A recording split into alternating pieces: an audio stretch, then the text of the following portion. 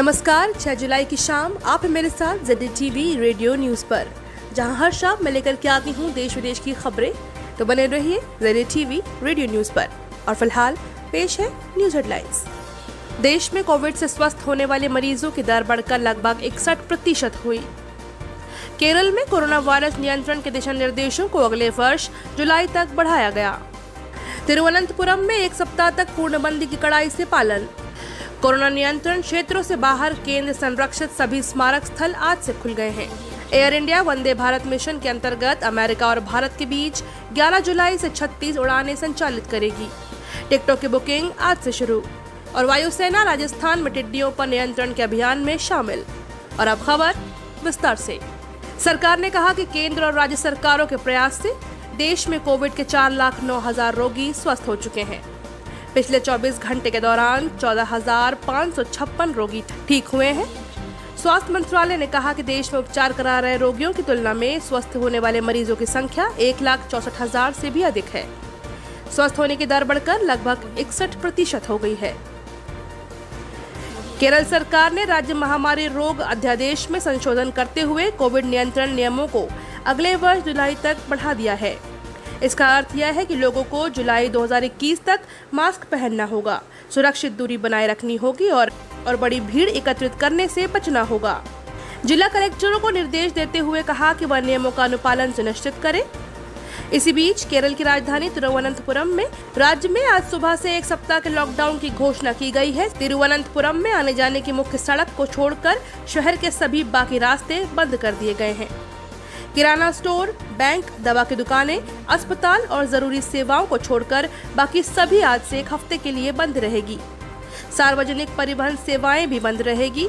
केरल सरकार के सचिवालय सहित सभी सरकारी कार्यालय भी बंद कर दिए गए हैं। पुलिस आवश्यक सेवाओं लोगों तक पहुंचाने में मदद करेगी।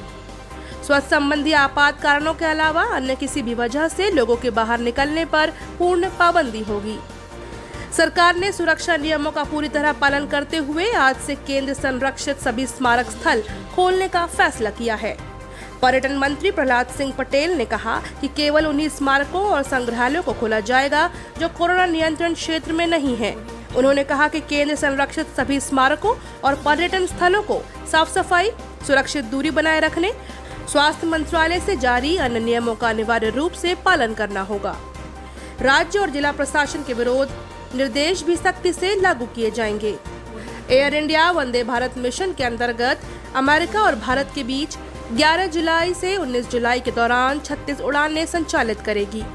एक बयान में एयर इंडिया ने कहा कि उन्हें टिकटों की बुकिंग आज शाम 8 बजे से केवल एयर इंडिया की वेबसाइट पर की जा सकती है। वंदे भारत मिशन के चौथे चरण के अंतर्गत एयर इंडिया भारत से विभिन्न देशों के बीच 170 उड़ानें संचालित करेगी। इनमें Canada, America, Britain, Kenya, Sri Lanka, Philippines, Kyrgyzstan, Saudi Arab, Bangladesh, Thailand, South America, रूस, ऑस्ट्रेलिया, म्यांमार, जापान, यूक्रेन और वियतनाम की उड़ानें उपलब्ध रहेंगी। भारतीय वायुसेना राजस्थान में टिड्डी दलों पर नियंत्रण के अभियान में शामिल हो गई है। वायुसेना के Mi-17 हेलीकॉप्टर से कल जोधपुर जिले के बड़े रेगिस्तानी इलाके में कीटनाशकों का छिड़काव किया, जो भारतीय वायुसेना के इतिहास में इस तरह का पहला अभियान था। टिड्डी दलों पर काबू पाने के लिए कृषि मंत्रालय द्वारा किराए पर लिए गए एक निजी हेलीकॉप्टर से शनिवार को जैसलमेर के बंदा इलाके में कीटनाशकों का छिड़काव शुरू किया गया। केंद्र सरकार ने इस दिशा में प्रयास तेज कर दिए गए हैं और टिड्डियों पर नियंत्रण के लिए बेल हेलीकॉप्टरों और ड्रोन का भी इस्तेमाल किया जा रहा है। तो ये थे अब तक के मुख्य समाचार। हमारे YouTube चैनल से जुड़ने के लिए ZDTV को सब्सक्राइब करें और नए वीडियो सबसे पहले देखने के लिए नीचे दिए गए बेल बटन को प्रेस करना ना भूलें। आज का न्यूज सेगमेंट आपको कैसा लगा हमें कमेंट सेक्शन में जरूर बताएं। साथ ही इसे शेयर भी करें। और अभी दीजिए मुझे इजाजत। कल होंगे रूबरू इसी समय पे आप सभी के साथ। बाकी और खबरों से जुड़ने के लिए लॉग इन करें हमारी वेबसाइट www.zdatvnews.com। नमस्कार।